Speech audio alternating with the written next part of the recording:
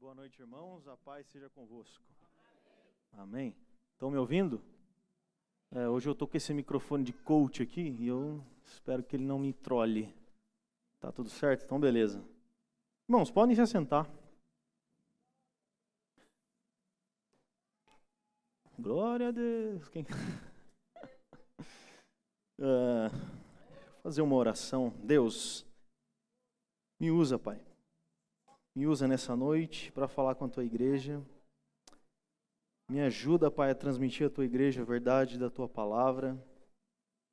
Que o Senhor use a minha boca, use a minha voz, as minhas cordas vocais, meu conhecimento, meu coração, toda a minha vida agora, para ser profeta para a Tua igreja.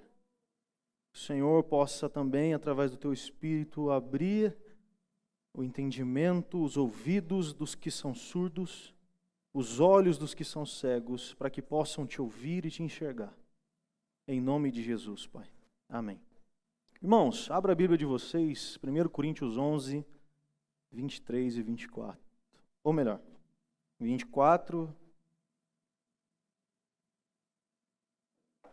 25, 24 e 25.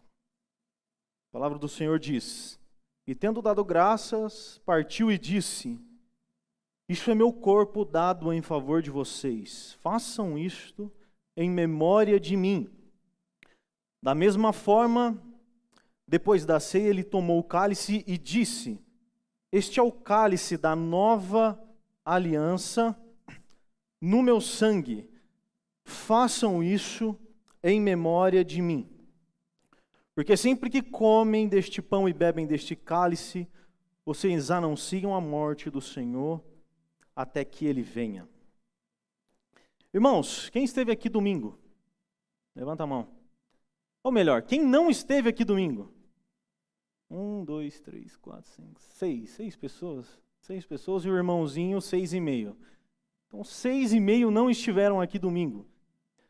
Mas domingo nós celebramos a ceia do Senhor aqui, estivemos juntos num culto lotado, onde tinha muita gente, sempre assim, né, de costume, as pessoas costumam frequentar bastante os cultos de domingo de ceia, seja aqui ou em qualquer outra igreja. Então nós estivemos aqui celebrando a ceia.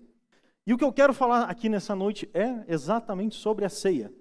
E eu vou aproveitar essa memória fresca que tivemos domingo, e também que logo logo vai chegar a Páscoa, que tem um pouco a ver com o que eu vou passar para vocês aqui hoje. E a Manu veio aqui para mim no começo do culto, antes de começar o culto, ela perguntou: qual que é o tema da sua mensagem? Geralmente eu tenho uns temas meio mirabolantes, e hoje não tem tema nenhum. Hoje o tema seria: não é só comer e beber. E eu quero trazer para vocês um pouco do que é, de fato, a ceia. E alguns importantes detalhes a respeito deste assunto, tá? A respeito da ceia. A ceia do Senhor é, sem dúvida nenhuma, o evento mais importante da igreja. Este é o momento mais importante também da vida do crente, pois é neste momento que os fundamentos vitais da fé cristã são manifestos. Então eu pessoalmente acredito que um evento como a ceia, e que o crente verdadeiro, aquele que é fiel, o crente salvo em Cristo, ele pode tentar cumprir o mandamento de Jesus com mais precisão, que é o mandamento de amar o próximo e amar a Deus como a si mesmo. E por que eu estou falando tentar amar a Deus acima de todas as coisas e ao próximo? Porque ninguém faz isso.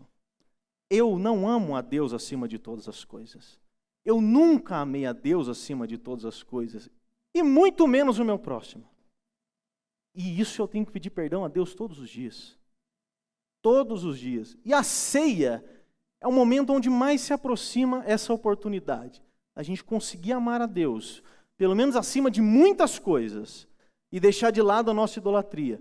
E também o nosso próximo, que vai ser um ponto fundamental do que eu vou trazer aqui para vocês. Porém, pessoalmente, irmãos, acredito que muitos dos que participam da ceia nem fazem ideia do que estão fazendo. A maioria das igrejas evangélicas costumam celebrar a ceia no primeiro domingo do mês. Sendo assim, provavelmente é neste dia que a maioria das igrejas estão cheias de pessoas que não fazem ideia do que significa de fato a ceia do Senhor. E costumam frequentar fielmente esses cultos, por ser o culto mais lotado, o mais pentecostal de todos, é o culto onde o pregador está empolgado, é o culto que os irmãos mais dão glória a Deus. Porém, infelizmente, pode ser também o culto mais sem sentido, caso os presentes deste culto não tenham conhecimento do que realmente significa este evento. Diante desse cenário que pessoalmente eu enxergo, pretendo trazer uma palavra sobre o que é de fato a ceia então. Só que nós vamos ver desde o Antigo Testamento até o Novo. Provavelmente isso aqui seria mais adequado para um estudo bíblico, numa terça-feira, mas eu vou tentar trazer isso aqui como uma pregação. E talvez eu não tenha tempo, e eu não vou atropelar as coisas. Se precisar, eu vou cortar no meio e eu volto na próxima oportunidade daqui 5 meses, tá bom? Aí vocês voltam e continuam no próximo episódio. Irmãos, abram a Bíblia de vocês no livro de Êxodo, capítulo 12. E nós vamos ver no livro de Êxodo, no capítulo 12, que o que nós chamamos de ceia, na verdade, era Páscoa. Se originou na Páscoa, que é o que nós vamos celebrar daqui uns dias. Na próxima semana, nós temos a Páscoa. Então, o que nós chamamos de ceia, na verdade, é algo que se deriva da Páscoa. E o que é a Páscoa? Primeira coisa importante da Páscoa, ela não é chocolate e nem coelhinho da Páscoa. Espero que os irmãos já soubessem disso, sem precisar eu ter falado. Mas não tem nada a ver com chocolate e coelho da Páscoa. A Páscoa foi instituída por Deus em Êxodo 12. E é neste evento de Êxodo 12 que é celebrado esta festa que serviria para que os hebreus que estavam cativos lá no Egito se lembrassem da passagem. E Páscoa significa passagem, do hebraico Pesach, passagem, Páscoa, passagem por uma terra que te aprisiona. A festa era conhecida como Festa dos Pães Sem Fermentos e deveria ser celebrada uma vez por ano na virada de ano dos judeus, que como nós seria provavelmente o nosso Réveillon. Comemoraria então no dia 31 do 12 para o dia 1º do 1. Livro de Êxodo, capítulo 12. Eu vou ler alguns versículos aqui, ó. O versículo 7. Diz assim: comemorem as festas dos pães sem fermentos. Ela marca o dia exato em que usei meu poder para tirá-los da terra do Egito. Todas as gerações que estão por vir devem guardar esse dia. Perceba aqui no versículo 7. Primeiro, o pão sem fermento que tinha nesta festa simbolizava a falta de contaminação. O fermento é símbolo de um pecado que contamina. E nesta festa, na Páscoa, não poderia ter contaminação do fermento. É interessante que quando nós vamos ver o costume judeu, de tão relevante era este mandamento de não ter pão sem fermento, que nos textos seguintes, que eu não vou ler aqui, Deus fala o seguinte: se alguém comer algo com fermento, deverá ser expulso de Israel. E mesmo que coma sem querer, mas foi sem querer, não interessa, será expulso. Em alguns casos, até mesmo morto, apedrejado, caso coma algo com fermento. Não somente o pão, qualquer coisa. Isso era tão sério que os judeus da época, eles vinham com lamparinas em suas casas e começavam a caçar com as lamparinas o resto de fermento que poderia estar em algum canto da casa. E aonde eles achassem esse fermento, eles pegavam a lamparina e queimavam aquilo ali. De tão sério que era, a ponto de Deus mesmo falar assim, que não tenha nem dentro da sua casa, nem dentro do seu território. Isso quer dizer que o pó royal não poderia estar nem na geladeira. Teria que jogar fora o pó royal.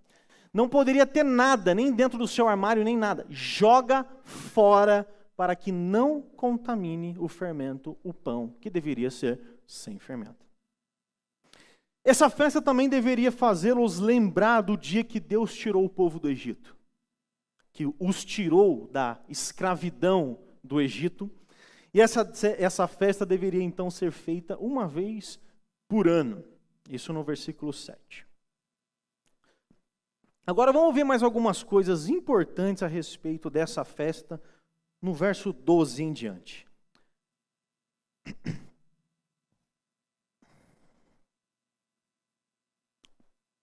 Não, não é 12 não, irmãos. Espera aí que eu errei. Opa, é para cima. O 8. Eu que confundi aqui. Naquela mesma noite, comerão a carne assada no fogo, com ervas amargas e pão sem fermento. Não comam a carne crua, nem cozida em água, mas assada no fogo, cabeça, pernas e vísceras. Não deixem sobrar nada até pela manhã. Caso isso aconteça, queimem o que restar. Até aqui, até o 10. Perceba aqui então que nessa festa era necessário ter o pão sem fermento, que eu citei aqui, mas era necessário ter um cordeiro também, que a gente conhece que era o cordeiro de onde eles tiravam o sangue e passavam nos umbrais das suas casas, para que quando o anjo da morte passasse, não matasse o povo de Israel. Esse cordeiro deveria ser trazido para dentro de casa no 10º dia. E ele ficava em casa 4 dias, onde você ia ter um convívio pessoal com aquele cordeirinho. Então você tirava ele lá do seu rebanho e trazia ele para próximo de você. E ali nesses 4 dias você precisava anotar se ele era perfeito, se ele não estava manco, se ele não estava doente. Você precisaria ter meio que um relacionamento, um cuidado grande com aquele animal que você trazia para dentro da sua casa. Depois, no 14º dia, era necessário matar este animal, sacrificá-lo ao pôr do sol, entre 3, 5, 7 horas. Derramar o sangue desse animal, e depois disso, assar este animal por completo no fogo. Assá-lo no fogo. Não poderia ser cozido e não poderia estar cru. E deveria assar essa carne, o animal inteiro, a cabeça, as pernas, as vísceras, completamente assado. E não deveria este animal, quando eles fossem comer, não deveria sobrar nada pela manhã. Então, naquele dia, eles deveriam comer tudo. E na manhã seguinte, não poderia ter nada. Caso isso acontecesse, o resto desse animal deveria ser jogado no fogo, para que o resto fosse consumido pelo fogo. E este animal deveria ser acompanhado, a comida do animal, que era assado, do pão sem fermento e das ervas amargas. E aqui nós começamos a perceber alguns detalhes importantes a respeito da ceia. Vocês não devem comer carne crua ou cozida. Comam a carne assada. Não comam nada cru ou cozido. O animal inteiro deve ser assado, até mesmo a cabeça, a perna e a víscera. Não deve sobrar nada pela manhã seguinte. Se houver sobras, deverão ser queimados. Então veja só, era necessário pegar um animal e utilizar o método mais agressivo para cozinhar aquele animal, onde o assar é fogo direto no animal, e mais intenso possível. Então esse fogo tem o sentido de utilizar o método mais intenso, que era necessário assar todo o animal. Uma outra exigência era que deveria comer o animal inteiro, como eu disse antes. Então aqui nós temos diversos símbolos já que é importante que você note. Que nós vamos falar da ceia, nós começamos na Páscoa. Primeiro, assar não é cozinhar. O método de assar a carne é o mais agressivo. Era necessário colocar essa carne em contato direto com o calor do fogo por muito tempo para que ele não ficasse cru. Então nós vemos que este fogo começa a representar para nós a ira de Deus que, de forma absurda e de forma intensa, assou o Cordeiro de Deus na cruz. Este fogo que utilizava-se para assar aquele animal, mostrava para o povo de Israel, ainda no Egito, que Deus estava irado com o pecado do povo. E aquele fogo simbolizava a ira consumidora de Deus que caía sobre o Cordeiro, que posteriormente foi o próprio Jesus Cristo. Perceba então que aquele Cordeiro era um tipo de Jesus.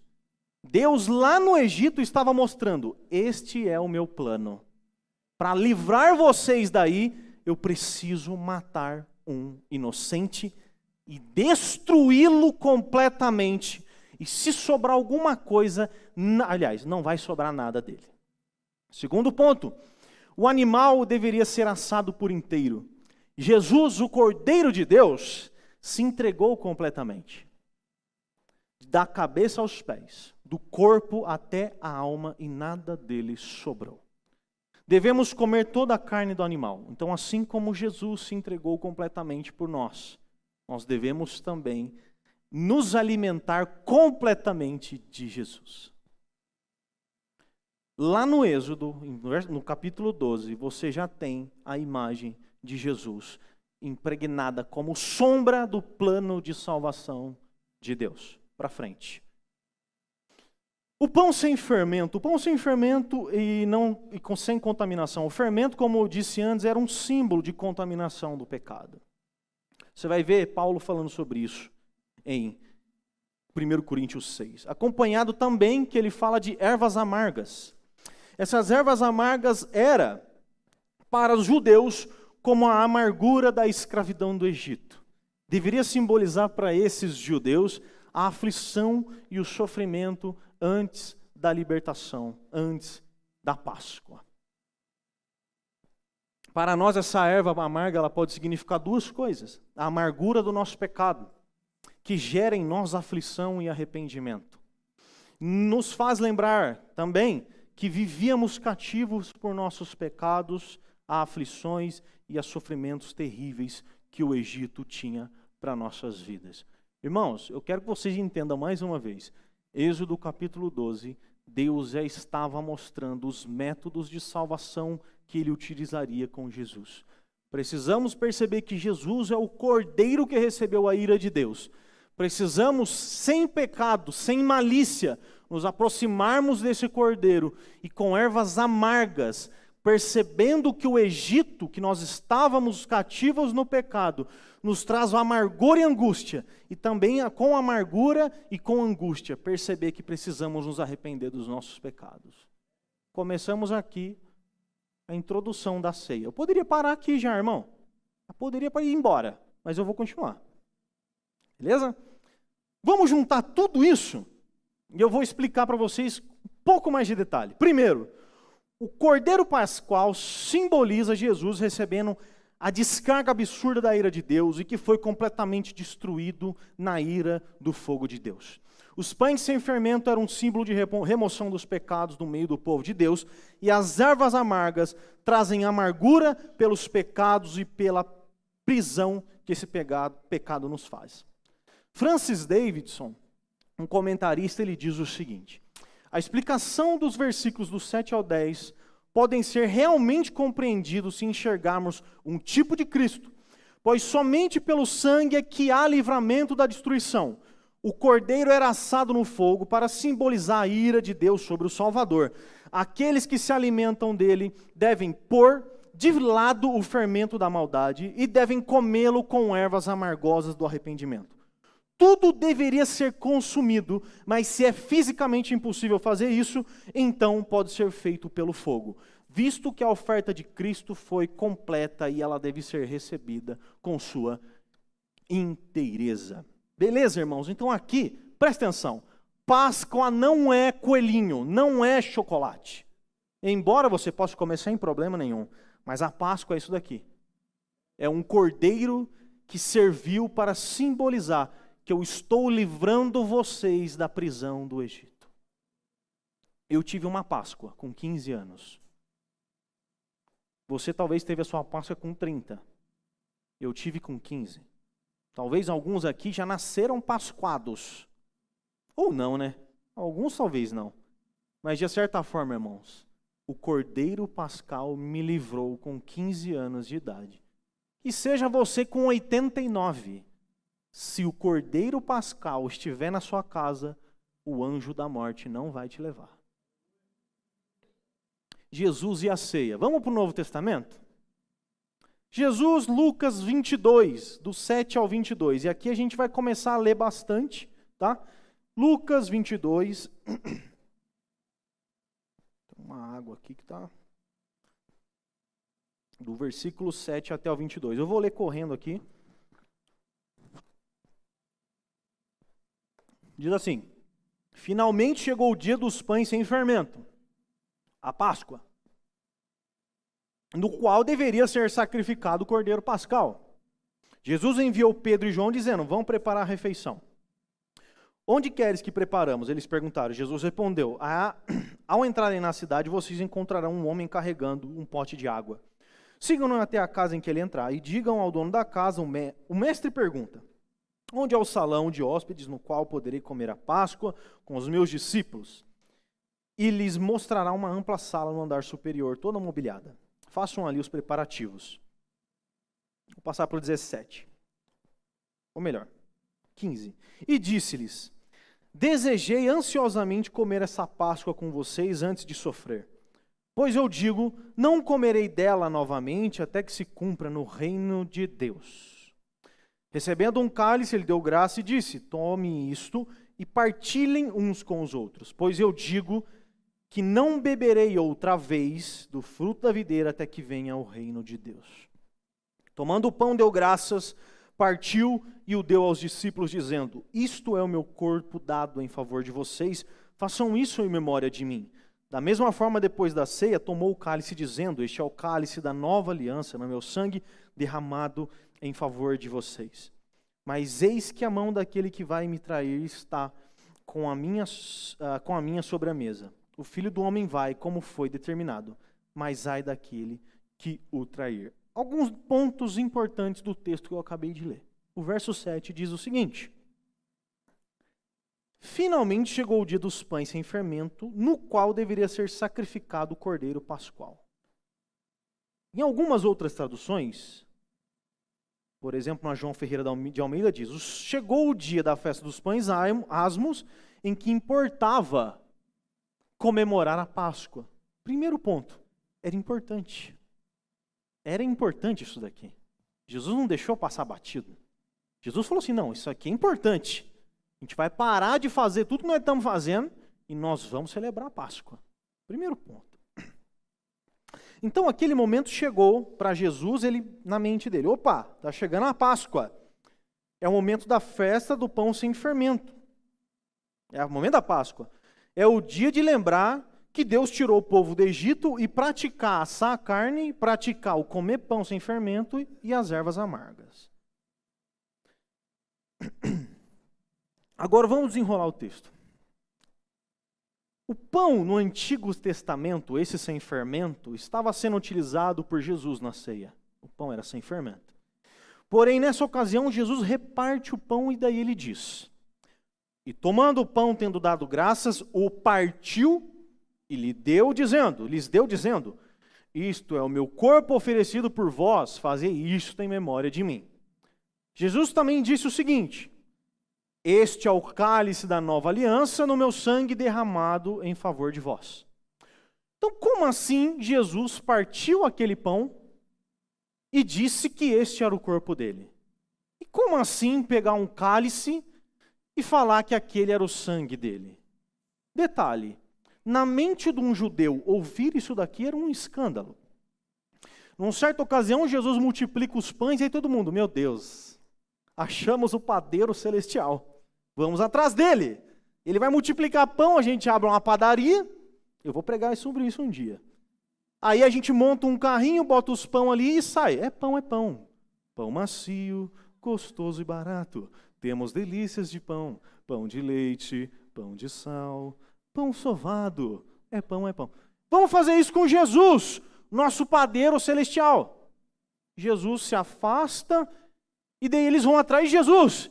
E Jesus fala assim, deixa eu falar um trem para vocês. Quem não comer da minha carne e não beber o meu sangue, não terá vida. Presta atenção. Quando Jesus fala assim, eu sou o filho de Deus, o pessoal já fica aqui, ai, filho de Deus? Tá bom, você é o filho de Deus. Eu sou da linhagem de Davi, o rei como Davi. Tá bom, beleza. Eu sou o eu sou. Aí já compra hoje, você está apelando, mas você está apelando. Aí Jesus vira e fala assim, não, eu sou aquele que, se você não comer da carne e não beber do sangue, você não terá vida eterna. Aí os caras falam, para. Não, Jesus, aí você apelou. Aí você me quebra. Como assim canibalismo? Como assim esse beber o seu sangue e comer a sua carne? Eu não estou entendendo. E neste momento você vai ver lá no texto que um monte de gente vai embora. E Jesus não se importa. Ele fala, quem não comer da minha carne e beber do meu sangue não tem vida eterna. Um monte de gente vai embora. Ele não se importa. Um detalhe, a mensagem do Evangelho não é só para achegar pessoas até Deus. A Bíblia diz o seguinte, a minha palavra não volta vazia, ela faz o seu efeito àquele que me apraz. O efeito de afastar pessoas de Deus também é um mover de Deus. Jesus pregava e os fariseus se afastavam dele, de propósito. A mensagem da cruz não é só chamativa, é chamativa para aqueles que respondem com fé. Mas para aqueles que zombam, que escarnecem de Cristo, é condenação. Quando você prega para alguém e ele fala assim, eu odeio esse seu Jesus, glória a Deus por isso. O efeito do Evangelho está fazendo no seu coração aquilo que o próprio Deus disse que vai fazer. Que muitos vão ouvir essa palavra, mas não vão crer. Não é todo mundo que crê. Mas olha só, Jesus não se importou com aquelas pessoas que foram embora. Aí Jesus vira para Pedro e fala assim, se vocês quiserem ir embora, também pode ir. Pode vazar, vocês querem só comer pão? Pode ir embora. Aí Pedro vira e fala assim, Senhor, para onde irei se só tu tens a palavra de vida eterna? Aí entra o Davi Sasser. O que fazer? Para onde ir que só tu tem as palavras de vida eterna? Irmãos, Jesus é pão, é carne e Jesus é sangue. Quando Pedro percebe, logicamente que ele falou assim, não, peraí, realmente sangue e carne é pesado. Mas é simbólico, né, Jesus? Aí Jesus fala, é claro que é simbólico, né, Pedro? Você não vai pegar uma faca, cortar um pedaço da minha mão e comer. E nem arrancar uma seringa de sangue e beber o meu sangue. Não é isso que eu estou falando para você. Estou falando que aquele pão que desceu do céu, o cordeiro que desceu do céu, se você não se alimentar dele, se você não beber dele, esquece. Você vai para um lugar triste. Partiu o pão e disse, esse é o meu corpo oferecido por vós. O cálice e disse, esse é o meu sangue derramado por vós. Irmãos, veja alguns detalhes importantíssimos do que Jesus estava dizendo para aqueles discípulos naquele momento. R.C. Sproul diz o seguinte, Jesus disse mais ou menos isso aqui, sei que tenho sido o mestre de vocês por anos, fiz muitas coisas, algumas dos quais vocês vão esquecer, mas o que quer que vocês esqueçam, por favor, não se esqueçam disto. Porque o que experimentarão nas próximas 24 horas é a coisa mais importante que farei por vocês. Não esqueçam isto. Estarão lembrando de mim. Estarão lembrando da minha morte. O derramamento do meu sangue a partir do meu corpo e que acontecerá amanhã. Por favor, não se esqueçam disso. Jesus parte o pão que simbolizava o seu corpo despedaçado na cruz e o seu sangue vertido na cruz e fala para eles o seguinte, quando vocês fizerem isso daqui, lembrem-se do que acontecerá amanhã. Detalhe, diferente do que é comum, os memoriais são passados. Eu lembro da minha data, do quando eu nasci e não do quando eu vou nascer. Eu lembro com fotos que foram tiradas antes, eu lembro com túmulos, eu lembro com homenagens, eu lembro de alguma forma sempre o que é o do passado. Neste momento, Jesus diz o seguinte, vocês precisam se lembrar do que vai vir, do que vai acontecer amanhã. E claro, para nós, do que aconteceu há 2000 anos atrás. Amém? Então, o diferente disto, veja essa explicação com a sua totalidade. Neste caso, Jesus está estipulando um sacramento que faria os discípulos se lembrarem sim do Egito, tanto é que ele falou, é a Páscoa, temos que celebrar, vamos nos lembrar de quando saíram do Egito e não sei o que, não sei o que. Precisamos nos lembrar, então, do dia do Egito e da Páscoa, mas também nos lembrarmos da cruz, que são coisas diferentes, mas são coisas que estão presentes na ceia. Deixa eu beber uma água aqui. Veja outro detalhe no texto, irmão. No 16, pois digo que nunca mais a comerei, até que ela se cumpra no reino de Deus. Jesus ceou uma vez com os discípulos e nunca mais fez aquilo em terra. Ele diz, vou fazer isso uma vez, até que se cumpra no reino de Deus.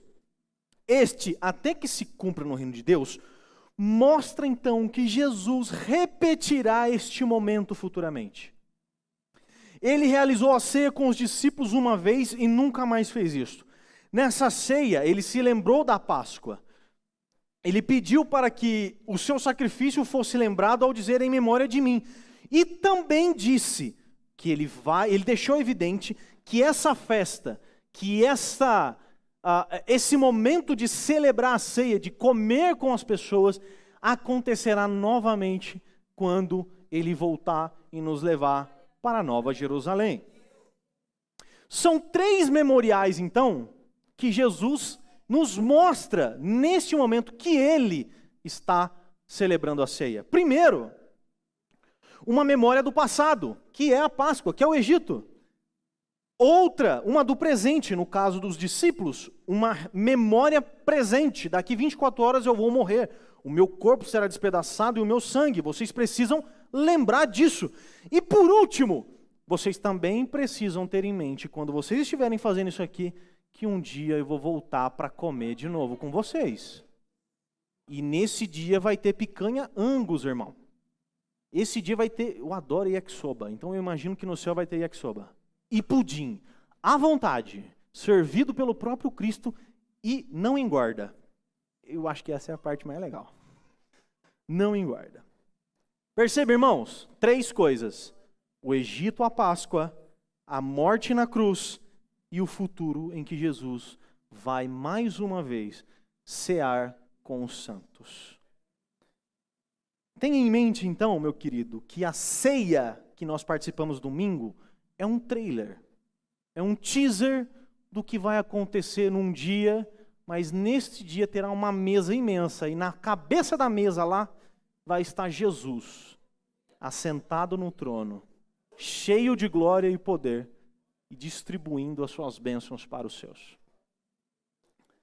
Então, irmãos, o texto que eu li no começo, agora nós vamos lá para eu ir para o final. Eu acho que vai dar tempo. 1 Coríntios 11, 23 e 25. A gente, para ter uma melhor compreensão do texto, a gente vai precisar ler do versículo 17 até o 32. 1 Coríntios 11, do versículo 17 até o 32. Olha só. Vamos lá. Vamos ver o que Paulinho, o nosso amigo Paulinho, tem a nos ensinar. Olha só. Entretanto, nisto que vou dizer, não os elogio, pois as reuniões de vocês mais fazem mal do que bem. Ele está falando da ceia. E ele já começa a falar da ceia o seguinte: a ceia de vocês mais faz mal do que bem. Antes não fizesse. E se vocês estão fazendo errado, está fazendo mais mal do que bem. A ceia pode fazer mal. Olha, a ceia pode fazer mal, viu? E nós vamos falar sobre isso. Em primeiro lugar, ouço que quando vocês se reúnem como igreja, há divisões entre vocês. E até certo ponto, deixa eu ler aqui. E até certo ponto,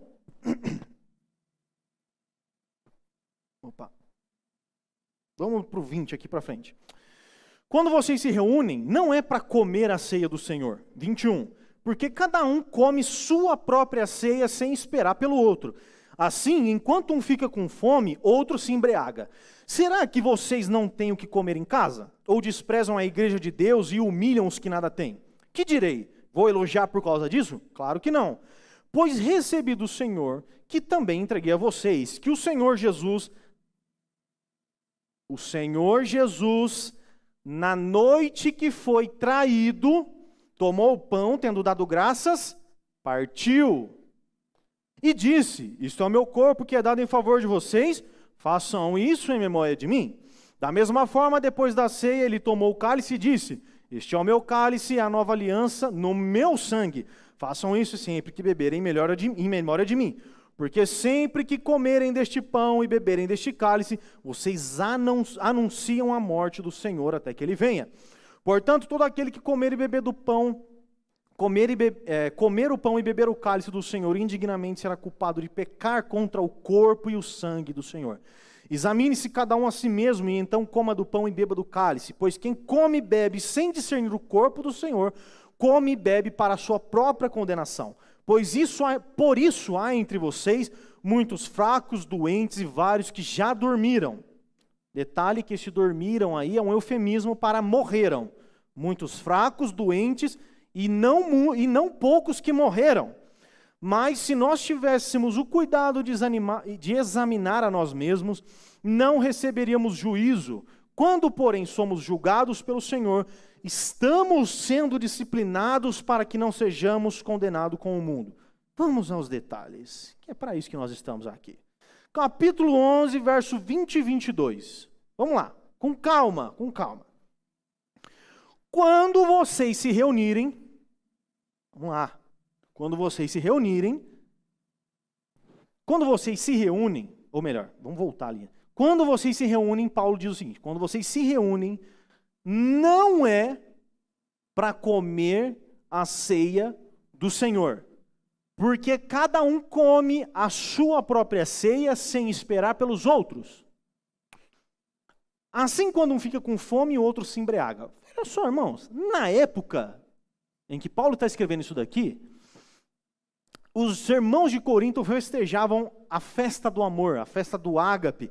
Nessa festa, que era praticamente a Páscoa ali, a ceia do Senhor, os irmãos da igreja levavam de suas casas comida para a igreja.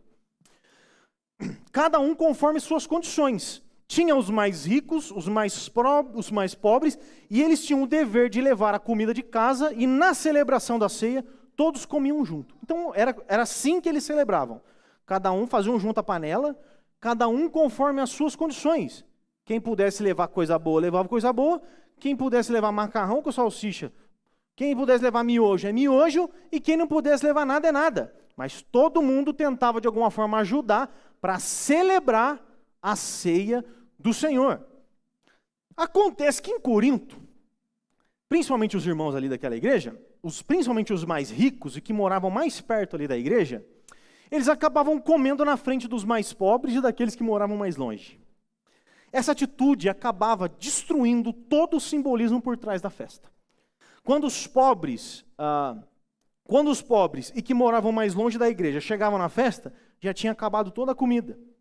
E muitos dos que estavam ali eram encontrados fartos de comida e alguns até embriagados. Então a primeira lição que nós já temos aqui é o seguinte: a ceia é sinônimo de comunhão. A ceia que, olha só, nós precisamos perceber que eu vim desenvolvendo um assunto em que cada estágio, lá na Páscoa no Egito, tinha símbolos e significados. Em Jesus, símbolos e seus significados. Paulo está tratando sobre a ceia do Senhor, aquela que Jesus celebrou, mas ele traz agora uma nova perspectiva do que ele está tratando. Ceia, aqui em Paulo, é sinônimo de comunhão, de unidade, de fraternidade, de igualdade. Os pobres e os ricos aqui deveriam ser irmãos. O pobre come a comida do rico, o rico come a comida do pobre. O pobre come a picanha que o rico traz e o rico come o macarrão sem salsicha que o pobre traz. E esse ato de comer junto a mesma comida trazia a sensação, ou era até costume deles, de que quando nós comemos juntos, nós somos iguais. Você vem na minha casa e come comigo. Você é meu irmão, você é igual a mim. Não há diferença entre nós e você está comendo a mesma comida que eu. Eu te recebo desta forma. Então, quando nós equivalemos as pessoas, todo mundo está no mesmo nível. Todos nós somos irmãos, filhos de Deus, salvos por Deus, a mesma fé, o mesmo batismo, o mesmo Deus. Comunhão. Ceia é sinônimo de comunhão. E depois ele disse: pois recebi do Senhor que também entrego a vocês, que o Senhor Jesus, na noite que foi traído, tomou o pão e, dando graças, partiu e disse: isso é o meu corpo dado por vocês, façam isso em memória de mim. Partiu e disse: esse é meu corpo, façam isto em memória de mim. Da mesma forma com o cálice. Veja só, no texto de Lucas que nós lemos lá em Jesus, a ceia era um memorial da Páscoa, da cruz e do futuro. Mas neste texto, isso que Jesus ensinou continua valendo, mas dentro do contexto que Paulo está inserido, ele traz uma nova perspectiva. O problema que Paulo está tratando aqui, então, é a falta de comunhão. Uns não se importavam com os outros. Sendo assim, atenção, partiu e disse, e depois no final, em memória de mim, agora Paulo traz a importância de mostrar que a ceia é um momento de partir, compartilhar e distribuir. Partiu e disse. Jesus fez isso aqui, ó. Gente, é tudo igual. Vocês vão comer a mesma comida que eu. Perceba que lá Jesus estava falando do seu corpo moído na cruz, que ainda tem esse sentido. Mas aqui Paulo está mostrando que esse partiu de compartilhar o pão entre os irmãos traz a sensação, o símbolo de comunhão, compartilhamento, união. E nós fazemos isso em memória de Jesus. Então percebam, meus irmãos, que compartilhar em memória, como nós já vimos, ele vem ao nosso coração. Nós devemos entender isso, que é o que Jesus nos mostra, que quando nós estamos no domingo de ceia, celebrando a ceia, nós compartilhamos uns com os outros o que nós temos. Eu vou adiantar aqui, mas depois eu vou voltar nesse ponto. Porque sempre que vocês comem deste pão e deste cálice, e bebem deste cálice, vocês anunciam a morte do Senhor até que Ele venha. Nós esperamos um pelos outros na ceia, nós compartilhamos, nós lembramos. Essas coisas são feitas, essas três coisas: esperar um pelos outros, compartilhar o que nós temos e lembrar de Jesus. Nós fazemos isso para quê? Para anunciar este mesmo evangelho que nós, reunidos e compartilhados, temos. Nós nos reunimos para compartilhar isso também com os de fora, até que Jesus venha. Essas coisas são feitas, então, para anunciar a morte, a ressurreição e a volta de Cristo. Todas as vezes que participamos de uma ceia, nós fazemos isso com a intenção de que mais pessoas venham participar. O anseio que nós temos que ter no momento de ceia é: se no domingo passado tinha 100 pessoas aqui dentro, no próximo domingo tem que ter 101. E no próximo, pelo menos 102. E no próximo, pelo menos 103. Porque a ceia é evangelística. A ceia é para anunciar. A ceia é para proclamar a morte, a ressurreição e a volta de Jesus até que Ele venha. Então, a terceira lição que nós temos é perceber que a ceia gira em torno do anúncio do Evangelho, da pregação da cruz e da ressurreição e do retorno de Jesus.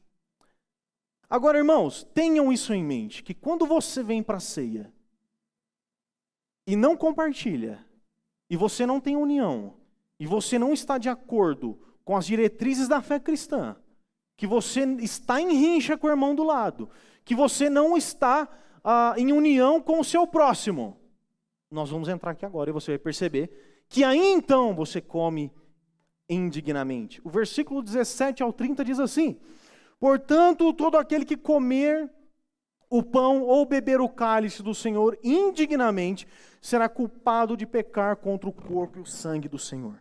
Examine-se cada um a si mesmo, e então coma do pão e beba do cálice, pois quem come e bebe sem discernir o corpo do Senhor, come e bebe para sua própria condenação. Por isso há entre vocês muitos fracos e doentes, e vários que já morreram. O que é, então, comer e beber o cálice do Senhor indignamente?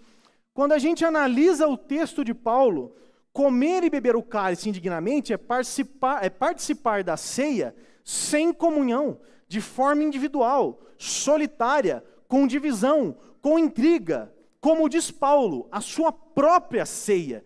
Isso é comer a ceia indignamente. Quando você participa da celebração, que você toca no pão e no cálice de forma individual. Em algumas igrejas eu já vi o costume das pessoas trocarem o pão e o cálice, como um símbolo de que essa troca, desse compartilhamento. Mas tenha em mente, comer e beber indignamente é comer e beber sem união, sem comunhão, sem compartilhar. E muitas vezes, em muitas igrejas, você fala assim, não, se você estiver em pecado, não coma. Eu me converti nos 15 anos. Desde os meus 15 anos, eu tomo eu não me lembro de uma vez que eu deixei de tomar ceia. Em todos os cultos de ceia, eu tomei a ceia. O que eu quero dizer? Se eu acredito que estar em pecado e cometer pecado é isso, beber e comer indignamente. Que todas as vezes que eu comi e bebi do cálice, eu não tinha pecado. Eu estava aqui domingo, e sabe o que eu estava fazendo aqui, irmã? Eu estava aqui assim, ó, Deus, me perdoa porque o mesmo pecado que eu cometi no mês passado, eu cometi hoje. E sabe o que eu fiz no domingo retrasado? Então, Deus, mês passado é o mesmo pecado que eu estou cometendo, tá difícil, você não vai mudar eu não? Como é que vai fazer? Não vai me transformar não? E no retrasado, ô Deus, aquela mesma situação, eu estou pecando, você não vai me transformar? Você não vai me ajudar?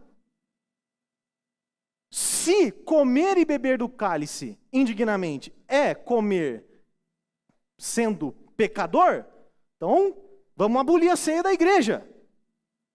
Vamos esquecer a ceia, porque todo mundo aqui não pode tocar na ceia, não pode comer o pão e nem beber o cálice. Comer e beber indignamente é comer sem comunhão, é comer sem união, é comer sem divisão. Então você precisa ter em mente que aqui Paulo está tratando da bagunça que era 1 Coríntios. Porque o que estava acontecendo lá existia divisão. Eu sou de Paulo, eu sou de Apolo, eu sou de Pedro. Eu não sou de nenhum, sou de Jesus. Esses caras aí para mim não valem nada. Ah, é assim que vocês vão tomar ceia? Descredibilizando aqueles que gostam mais de Paulo só porque você é de Pedro? É assim? Só porque um gosta mais do pastor Michael do que do pastor João? É isso que vocês vão fazer? Não, porque quando o pastor Michael prega, eu não gosto. Mas quando o pastor João prega, top. E quando o pastor Michael prega, nem é de Deus. É isso que vocês querem? É assim que vocês vão tomar ceia? Ah, é assim? Então lá existia divisão, existia discriminação, existia falta de compromisso com o próximo, existia pessoas que comiam tudo sem esperar pelos pobres ou pessoas que moravam longe e acabava então comendo a própria ceia, sem esperar pelos outros, sem repartir, sem comunhão. Participar da ceia indignamente para pessoas, muitas pessoas, é participar com o pecado, praticando algum pecado, mas não é isso. Se assim fosse, ninguém poderia participar, e aqueles que participam e acham que são dignos, estariam já pecando porque estão mentindo. É só ver o texto e Paulo diz o seguinte: aquele que come e bebe, sem discernir o corpo, come o pão e bebe o vinho, sem discernir o corpo, aí aqui nós temos duas aplicações. Sem discernir o corpo pode significar, de forma imediata no texto, sem discernir a igreja, sem fazer parte da comunhão com a igreja, sem estarem de acordo com a fé da igreja. Aquele que come e bebe desta forma, come e bebe indignamente. Mas esse corpo também pode significar o próprio corpo de Cristo, que daí nós voltamos lá em Lucas 22. Aquele que bebe sem discernir o corpo, sem discernir o sangue de Jesus, aquele vertido e espedaçado na cruz, esse come e bebe para si condenação. O que isso quer dizer? Quer dizer que existem pessoas na igreja que não fazem ideia, não têm noção do que é verter o sangue na cruz, espedaçar o corpo de Jesus na cruz e participam da ceia. Existem pessoas que não devem, se você não professa a fé cristã, isso eu quero dizer, não é só para nós, mas você, meu querido que está me assistindo, que talvez você não é nem crente, se você não é cristão, se você não confessa Jesus como seu Salvador, não toque na ceia. Ah, mas por que? Eu sou rebelde. Espera aí que eu vou te ensinar o porquê que você não tem que fazer isso. O problema então não é comer e beber, mas fazer isso sem ter comunhão. Sem entender, discernir a relevância da unidade que a ceia deve trazer para a igreja. Compartilhar a mesma comida, o mesmo ambiente, a mesma fé. Imprimir na comunidade união, igualdade e comunhão. No céu vai ser assim, irmãos. Lá não importa o que você tem no banco, qual é a sua cor, qual é a sua altura, que número você calça, se você tem cabelo, se você é que nem o Tom que não tem cabelo. Não importa, lá todo mundo será igual. E é desta forma, assim como no céu, onde todos serão iguais, é que nós temos que celebrar a ceia aqui na terra. Com unidade, com comunhão. Agora note que isso, quando nós analisamos o contexto imediato, Paulo está falando sobre comunhão e divisão. Porém, veja só, esse é o texto que Paulo está falando. Aquele que come e bebe indignamente, sem discernir a união, o contexto da igreja, come e bebe para si condenação. Mas o contexto maior de toda a Bíblia é o seguinte: se eu celebro a ceia sem entender que Deus me tirou do Egito, que o cordeiro foi morto e assado pela ira de Deus, que eu preciso sentir a amargura do meu pecado, que eu preciso celebrar e festejar, que eu tenho que lembrar de Jesus na cruz, que eu tenho que ter esperança de que Ele vai voltar e no céu vai cear com toda a igreja num banquete nunca antes visto, que este evento seja também para anunciar a vida, a morte, a ressurreição, que nos alegramos quando este anúncio colabora para que mais pessoas sejam convencidas e também participem da ceia. Sendo assim, as pessoas que não acreditam nesse sacrifício, nesta mensagem, neste cordeiro, na substituição de Jesus dos nossos pecados, na volta, no banquete, que não se importa com o irmão do lado, que não pretende ter comunhão, e enfim, tudo isso colabora para que você coma e beba indignamente. Então perceba, existe um contexto imediato do texto, que fala sobre comunhão, compartilhar. Mas o contexto geral do que simboliza a ceia, se você não crê em Jesus, se você não crê na volta de Jesus, se você está em desunião na igreja, se você não tem comunhão com a igreja, você come e bebe indignamente. Vamos para o final, irmãos. Eu quero trazer aqui uma questão de seriedade para esse final.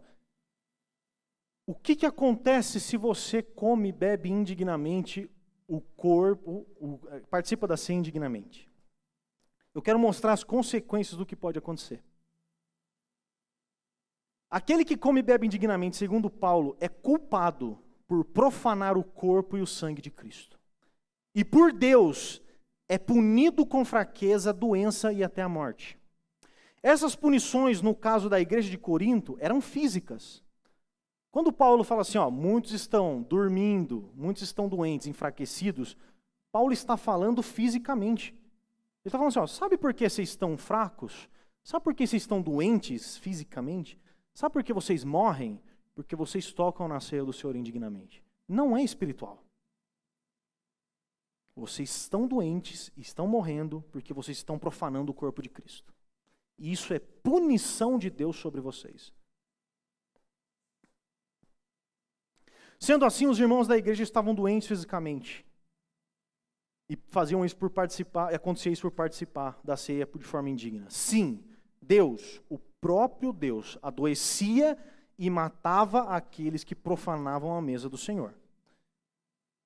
Paulo, então, no verso 30 e 31, diz que se tivéssemos o cuidado de não profanar a ceia, se tivesse se examinado antes, se tivessem feito isso, teriam se arrependido antes de participar da ceia e participariam de forma digna.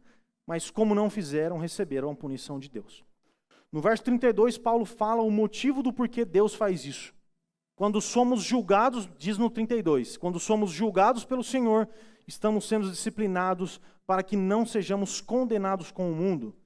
Está aqui o motivo, então, do porquê Deus levava doença e morte para a igreja, para que eles se arrependessem, para não serem condenados com o mundo. Essa é uma das maneiras mais recorrentes que Deus age na Bíblia. E eu vou dar um exemplo. Em Israel, quando o povo saía da linha, Deus matava. Deus mandava doença. No Egito, quando o povo começava a profanar o templo, Deus matava. Ah, vocês vão botar fogo estranho? Beleza, morre. Ah, Uzá, você vai botar a mão na arca da aliança sem permissão? Morre. Moisés, não era para você bater na rocha, você bateu? Morre. Arão, você estava junto? Morre. Ah, vocês estão blasfemando, estão murmurando? Vou mandar serpente para começar a matar e adoecer vocês. E sabe como é que vocês vão ser curados? Quando se arrependerem e voltarem então para a serpente de bronze, que também simbolizava Jesus. Irmão, isso é muito sério. Isso é muito sério. Isso é muito sério. Porque, sendo assim, doenças são sim, às vezes, causadas por causa do pecado do povo de Deus. Pessoas morrem sim por causa da punição de Deus. Ananias e Safira. Deus mata ainda hoje, irmãos. Pode ficar tranquilo que Deus mata, mas mata bonito. Mata com gosto. E não mata só ímpio não, mata crente também. Pode ficar tranquilo que uma hora chega a sua. Ou ele mata direto e indiretamente, com um meteoro, com um tiro, ou de uma doença, ou você dorme e morre. Mas pode ficar tranquilo que, às vezes, Deus vem mesmo com o pé na porta e senta a bala em você. Isso acontece, irmãos. Isso acontece. E como que a gente faz para isso ser resolvido? Nós temos que ler Tiago, se não me engano, no capítulo 4, verso 16. Para que vocês sejam curados, para que vocês sejam sarados, confessem os seus pecados e assim serão sarados de suas doenças. Irmãos, deixa eu deixar uma coisa bem clara. Eu não estou falando que toda doença é por causa de pecado. Não estou falando que o que acontece na vida das pessoas é sempre causa do pecado. Se bem que toda doença é pecado. Se não fosse o pecado, não seríamos doentes. Toda doença é o pecado, mas a causa de contrair uma doença nem sempre é um pecado. Mas eu quero dizer que existem pecados, sim, que são manifestações da punição de Deus por causa do pecado. E tomar a ceia indignamente, sem comunhão, sem crer em Jesus, sem estar de acordo com a fé cristã, isso não estou falando de pecado por pecado, não. Como eu expliquei aqui, isso pode trazer doença para você. Eu não sei em que grau, eu não sei em que nível será a punição de Deus, mas isso pode acontecer. E se você acha que isso acontece com você, quero te dar dois importantes passos que você precisa tomar. Primeiro é o de Tiago, que eu acabei de falar. Que você precisa orar ao Senhor, confessar os seus pecados, se arrepender dos seus pecados, pedir a Deus misericórdia, pedir ao Senhor e clamar ao Senhor para que Ele ouça a sua voz, para que Ele ouça a sua oração, te perdoe e te cure fisicamente. E se isso for espiritual, que também seja. Peça a Deus para que Ele te cure, se arrependa do seu pecado. E depois o que Paulo diz no próprio texto de Corinto: cada um examine-se a si mesmo. Perceba em você, não é eu que vou falar para você se você deve tomar a ceia ou não. Não sou eu que vou vir aqui e falar assim: olha, eu acho que a Carol, minha esposa, não tem que tomar, porque lá em casa ela fez uma parada. Não sou eu. E eu vou dar um exemplo para vocês. Eu me lembro de uma igreja onde eu congregava, e tinha um irmão lá que tinha cometido um pecado. E o pessoal, o presbitério ali, a liderança da igreja, ficou sabendo. E um pastor daquela igreja estava perto dele quando ele pegou a taça de vinho ali, o pão. Aí quando esse irmão pegou, o pastor virou para ele e fez assim, ó. Vai tomar ceia? Vai tomar? Aí ele, faz isso não, cara. Tem certeza? Irmãos, por acaso você conhece alguém quando ele se arrepende? Como é que você vai falar para alguém, não toma, porque você está em pecado? E se eu me arrependi do que eu fiz? Olha o que Paulo fala. examine-se o homem a si mesmo, e depois ele termina assim, ó, e então tome da ceia. O que ele está falando? Ele falou assim, ó, examina o homem a si mesmo. Aí você fala assim, mano, deixa eu ver.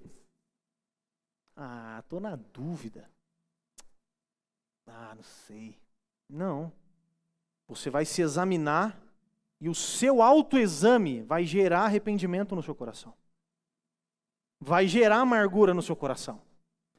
Quando você estiver participando da ceia, você vai autoexaminar-se a si mesmo, vai perceber os seus erros e falar assim, Deus, estou na roça. Eu estou na roça. Me perdoa. O encorajamento de Paulo é para que todos participem. Mas eu acabei de tretar com o irmão. Se arrependa. Se arrependa. Mas eu não estou olhando na cara do irmão. Vai lá nele. Pede perdão. Confessa os seus pecados para ele. Você tem que participar. Eu não estou falando assim para você, não, você está com desão, não participe. Não é isso. Participe. Celebre. Se alegre. O Cordeiro Pascal morreu por vocês. Eu quero, irmãos, que vocês entendam que o convite da ceia é para todos. E para você que não é da fé cristã, o meu convite é para que você faça parte. Eu quero te ver conosco celebrando a ceia. Eu quero te ver com a gente comendo do pão e do cálice. Eu quero que você faça parte da nossa família. Eu quero que você tenha comunhão com a gente. A gente é tudo errado, a gente é hipócrita. A gente é mentiroso, a gente faz fofoca, a gente fala mal dos outros. A gente fala um monte de coisa errada. Mas você também. Você é ruim que nem nós. Eu espero você aqui, meu querido. Venha para o culto de ceia. O Luquinha está dando risada atrás da câmera. Venha para o culto de ceia. Você é nosso convidado. Eu quero que você tenha a mesma fé que eu. Sabe por quê? Essa fé que eu tenho na ceia me livrou do Egito. Essa fé que trouxe ao meu coração substituiu a força bélica, o arsenal maior do mundo que estava apontado na minha cara e ia me matar. Deus ia me matar. Ele ia me mandar para o inferno, mas ele falou assim, não, eu te amo. Eu vou te salvar. Eu quero você comigo. E desde então, eu durmo o sono da paz. Eu quero que você tenha essa mesma experiência comigo. Eu quero que você tenha a mesma sensação que eu do que é fazer parte de uma igreja. Desse monte de gente errada aqui. Aonde mais tem gente errada é aqui, filho. Vem ser mais um. Vem ser mais um errado com a gente. Esse é o meu convite para você. E você que está aqui, examine-se a si mesmo. E depois de se examinar, arrependa-se dos seus pecados. E participe comigo da ceia. Celebre comigo o que nós vamos fazer daqui a um tempo no céu. Participe comigo deste banquete que traz força, que traz comunhão, que traz alegria. E meus irmãos, deixa eu explicar uma coisa para eu encerrar. É uma coisa pessoal. Eu tenho problema de participar da ceia de olho fechado. Porque a ceia eu tenho que participar de olho aberto. Eu tenho que olhar para você. Irmão, eu estou comendo com você. Eu estou bebendo com você. E o que nós fazemos? Depois que a gente come, a gente bebe, a gente dobra o joelho e olha para o banco. Quando na verdade eu tenho que olhar para o lado. Eu tenho que olhar para vocês. E não somente isso. Todas as vezes que nós celebramos a ceia, nós cantamos assim, ó. Porque dele, por ele. Celebre a ceia! Canta! Esse é um tempo de festa. Esse é um tempo de louvor para celebrar aquele que primeiro nos amou, transformou nosso choro em riso, nos deu novas vestes de louvor para celebrar aquele que primeiro nos amou. Vamos! Nos tirou dos impérios das trevas e nos deu perdão e paz. Arrancou todas as feridas, nos fez felizes demais. Festa, alegria, é a ceia de celebração. Irmão, pelo amor de Deus, se tem um momento de festejar, é quando nós nos reunimos em memória de Cristo na cruz. Não é para você chorar. Pode chorar também, não estou falando que não pode, né? Chore, mas olhe para o irmão que está do seu lado. Tenha comunhão, peça perdão. E eu digo já para você, se eu fiz algo para você, ou enfim, se alguma coisa eu fiz que não te coisou, eu fico coisado também. Me perdoa. E eu perdoo, mesmo que você não tenha feito nada, está perdoado. Vamos celebrar a Jesus, o Cordeiro de Deus. Que isso fique claro, irmãos. Que isso fique claro. Se você for ler Êxodo, no Êxodo lá na Páscoa, Deus não fala assim, ó, lamentem pela Páscoa, chorem pela Páscoa. Nossa, fiquem tristes. Dobrem os vossos joelhos, olhem para Sião e falem, oh meu Deus. Celebrem para sempre, todos os anos, até que Ele volte. E lá no céu, comamos iaquisobra e picanha. E oh, glória a Deus, para arregaçar. Amém, irmãos? Deixa eu orar. Deus, obrigado. Obrigado pela Tua palavra. Obrigado pelo Cordeiro que nos substitui na cruz. Que nossa união em torno da mesa do Senhor seja em arrependimento, seja em tristeza pelos nossos pecados, seja em memória do Teu sangue e do Teu corpo, seja em comunhão com os irmãos, seja em união com os irmãos, seja uns com os outros, seja em unidade, em uma só fé, em um só Deus, em um só batismo, que nos reunimos, Pai, em Tua mesa, para celebrar o dia que o Senhor vai voltar. E Deus, nos ajude a levar a Tua palavra para frente, para que os Seus eleitos, no próximo domingo, primeiro domingo do mês, estejam aqui conosco, se arrependendo e caindo de joelhos e se levantando em alegria, porque o Cordeiro Pascal morreu por nós. Pai, obrigado, obrigado, porque o Teu sangue e o Teu corpo nos dá força, ânimo e alegria para seguirmos até que o Senhor volte. Obrigado, Deus. Amém, irmãos.